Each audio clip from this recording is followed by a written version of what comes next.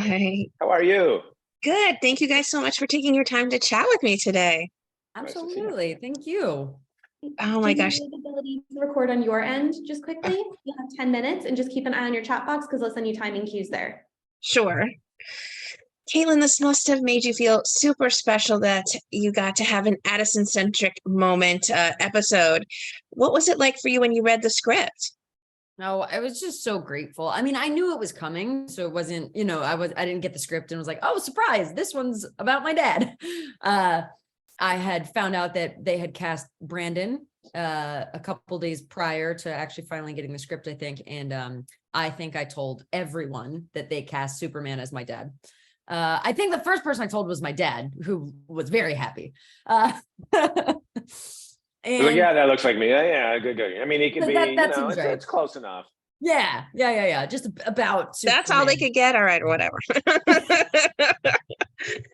Yeah, exactly. But I mean, it was so fantastic. I'm so appreciative that they're doing these types of episodes and that we're going to see more of this with the rest of the cast as well. Like, you see how Ian's backstory, obviously with their ex-partner and their future self is now playing. So, we're getting more and more. And I'm just so grateful that this show has the space and the writers and the network have the will to do it. Were you aware much of her familial background before this episode? Yeah, well, in episode 6, when I have to tell Ben that his mom unfortunately is passed because he remembered her, he asked about my parents and I'm like, well, that's complicated. So there had always been, and I had just endowed it with my understanding of what, an estranged father-daughter relationship is.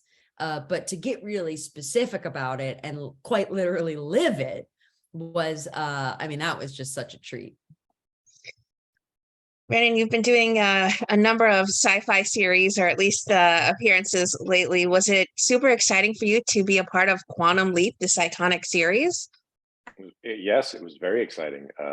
Growing up a fan of the show, it was a cool opportunity to be a part of another incredibly popular lore and fan base. These kind of stories are amazing. And I think some of the best storytelling comes from science fiction because we can put characters in these otherworldly, outlandish, never conceivable in reality situations, and have great learning and social messaging and all of those things because people aren't necessarily expecting it.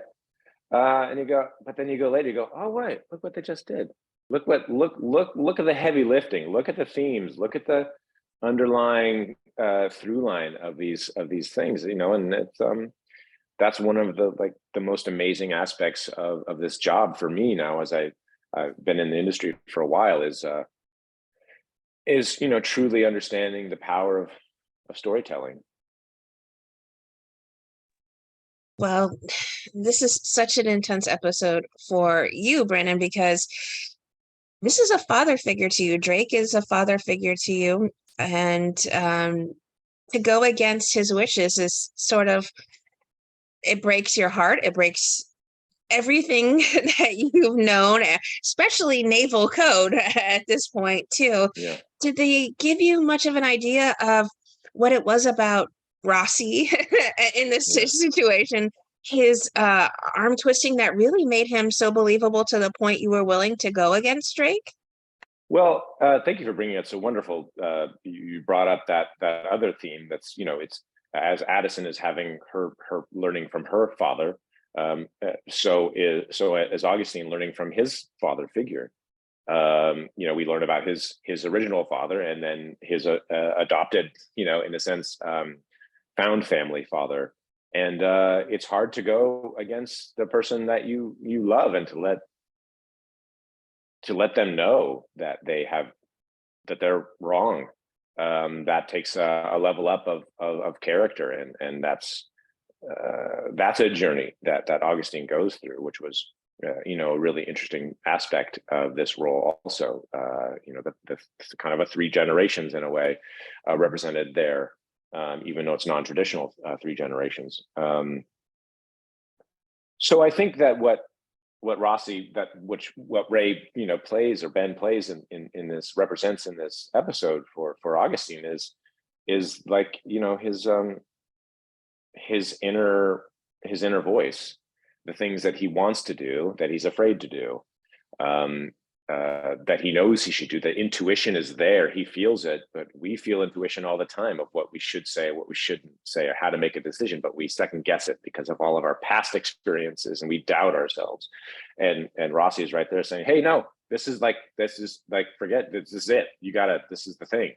And so it's like bringing him back to like the present and out of the decision making of the past, which can have us make bad decisions, but into the present, what is really happening. And so yeah, it's pretty powerful in that respect. Well, speaking of powerful, I'd be remiss if I didn't ask about that scene in your bedroom, Augustine's bedroom, with the beautiful pictures of Addison as a baby and the handprints and everything. And you're talking about your father and your history and how you don't want to be that kind of person for Addison. So you're willing to let her go. Both of you, I really love to know your perspectives. Maybe Caitlin, if you could start, what it was like for you filming that scene and those themes for you.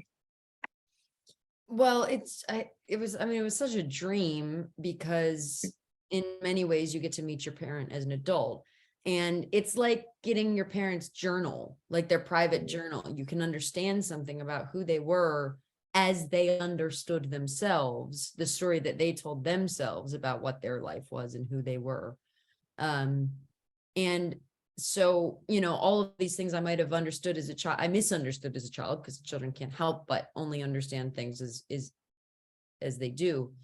You then see a father who truly loved his daughter and genuinely believed that the best thing for her was to remove himself from her life. And there's a deep tragedy in that, but there's also a deep level of humanity in that. And it might not be the best choice, but it was the best that he could do. And I think that kind of understanding is something we all hope for about our parents one day. And luckily Addison got it. So it was just a gorgeous treat for me as an actor. Was that one of the more tougher scenes than for you to film, Brandon, especially as a parent? Yes, those two scenes in Augustine's quarters or bedroom, softer way of saying it, were the most challenging. Thankfully, we did them early. I could get them off, and I could out of myself, so I could continue on, not having my own actor anxiety about whether I was going to do well in that. And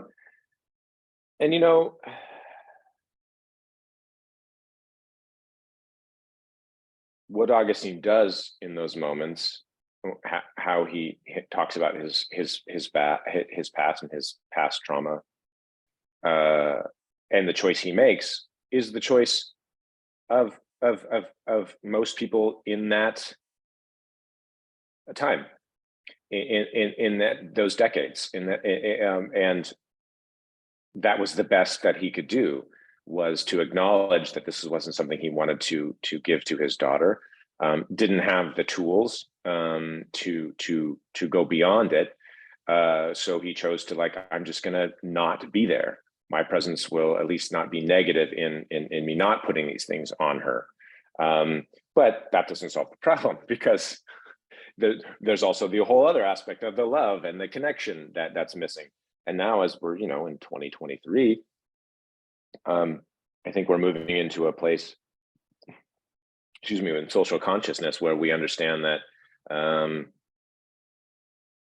you accept those negatives about yourself, those challenges that you have, and you can see a therapist, and you can talk about it and be vulnerable and move past it, so that when you come to understand what has happened to you, as Oprah would say.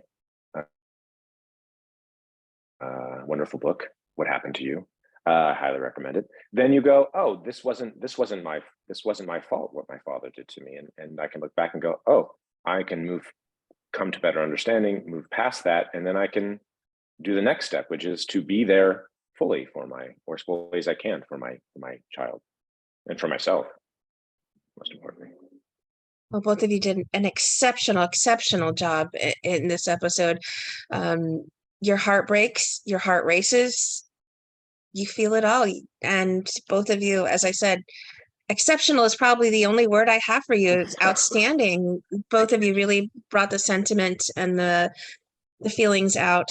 And both of you should definitely be proud of the wonderful work you've done on this episode. So thank you all so much for your time. Thank you. Thanks for the wonderful words. Thank you for being here.